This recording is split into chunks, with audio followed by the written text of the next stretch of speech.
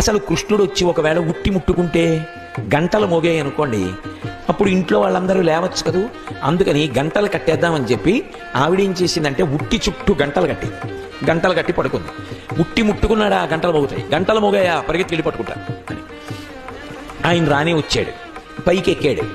ఉట్టిలోంచి తీయాలి వెన్న, ఎలా? గంటలున్నాయి. ఆలోచించాడు, చెక్కిట చేయి పెట్టి ఆలోచించి, తాను సర్వజగన్నియామకుడు, ఆయన మాట ఎవరు కాదంటారు? గంటలతో అన్నాడు, ఓ గంటలలారా మీరు మ్రోగకుడు, స్వామి ఔదలదాలుస్తాం, అలాగే మీ ఆజ్ఞ. చక్కగా కుండలోంచి తీసేశాడు, పిల్లలందరికీ పెట్టేశాడు. ఆఖరణ కుండ ఇలా తిరగేసి అడుగున ఉన్నదా వెన్నంతా తీసుకున్నాడు, తన నాలుక దగ్గర పెట్టుకుని ఇలా తినబోయాడు. గంటలన్నీ గణగణ మోగి పరిగెత్తుకొచ్చేసింది ఆవిడ.